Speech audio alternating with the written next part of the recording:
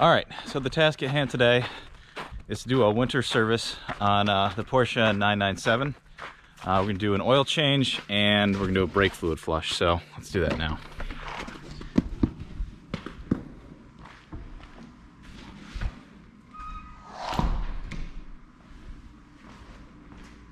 So the first thing we're gonna need to do is warm up the motor.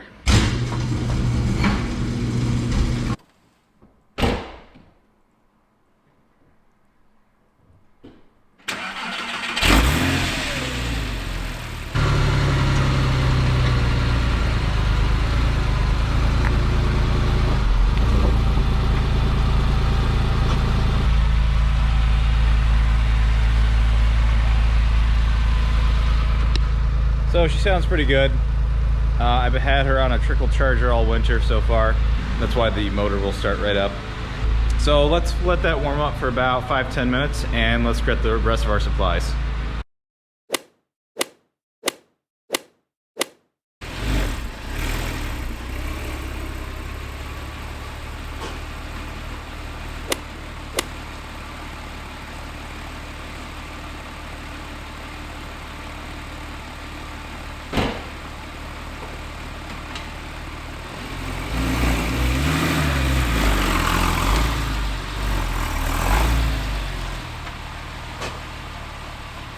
All right, so first step is to remove the drain plug.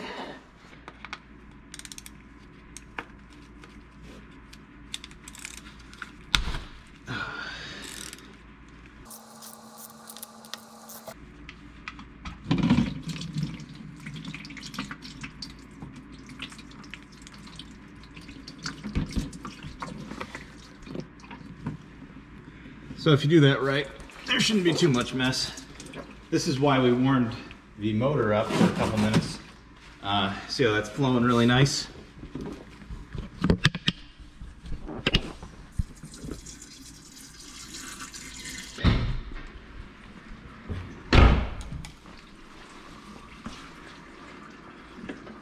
And remove fill cap. And here's a top tip. This is actually hard to remove in here. So just pop this out and you can easily remove it like so.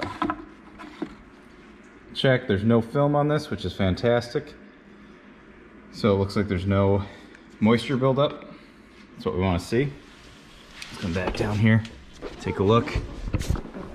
And we're still draining. This will drain for a while. Next up, we have the filter housing right here. So we can address that next. All right.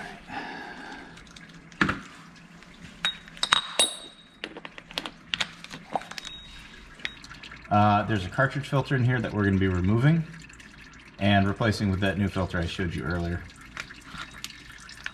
This is a specialty tool I had to order on Amazon, and this fits it really well. You can use an adjustable wrench or adjustable filter wrench, something like that if you want to.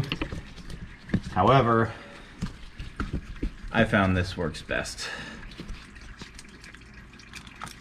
Let's give this a shot.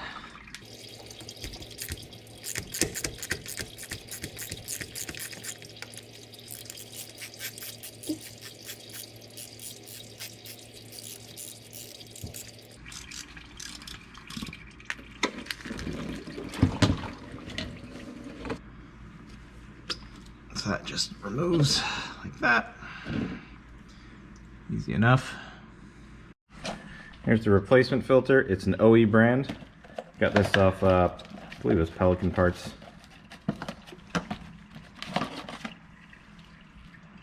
Good idea what they look like next to each other. So that filter is definitely doing a good job. And typically, this is going to go back in the housing. I guess you could put it up here first, but if you've noticed, this opening is smaller than that, so that actually gets wedged in there as you tighten the filter housing. So what we're going to do is first off replace the O-ring that they give you in the new kit. not that hard. I'll show you how to do that. All right, here's a quick tip. So this is stuck on here.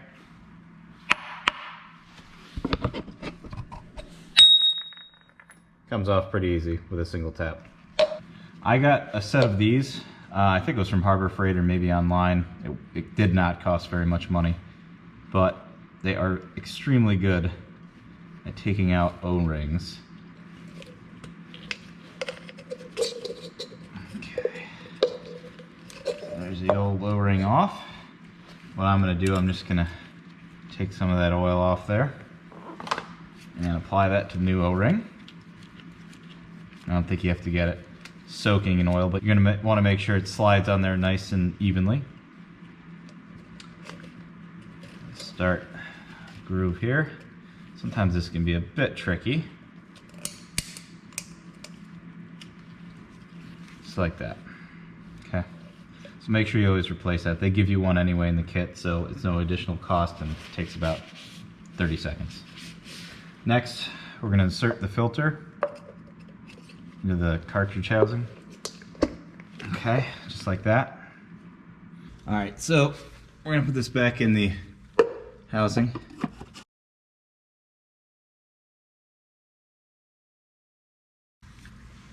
Now we can use the special wrench again. Now this does not need to go on very tight. I usually don't bother putting, there is a torque rating on this. I don't usually bother checking it, but you want to get it snug and then check it for leaks. So right about there, that's all we need to do.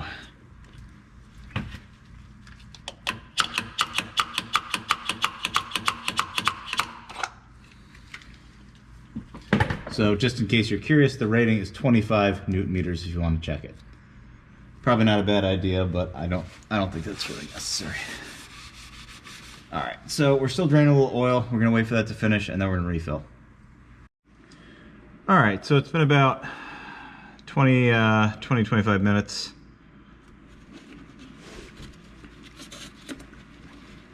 Still got a little bit dripping off, but I think we're gonna just seal it back up here.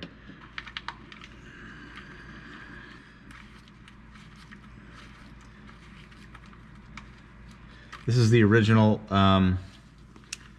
oil pan, however it has been modified. I have a GT3 baffle kit in here, which helps maintain oil pressure. Again, this doesn't have to be super tight, just snug. All right, that's it for down here. Let's go up top and refill. I'm using Liqui-Moly 5W40. I've never actually used Liqui-Moly in here before, I don't think. I've always usually used the Motul Exceed.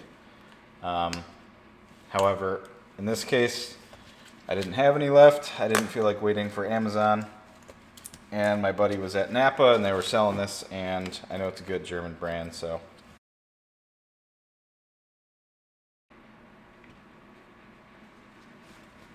There's no dipstick, so it's all electronic.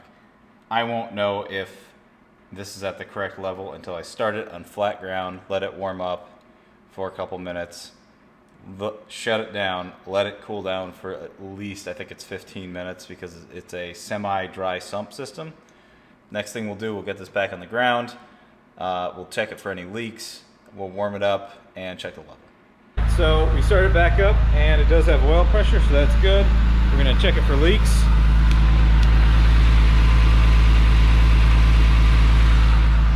Now it's pretty dry.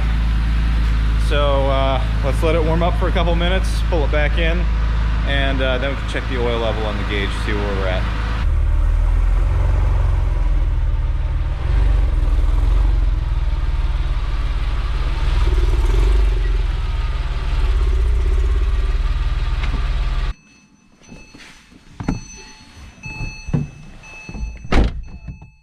All right, so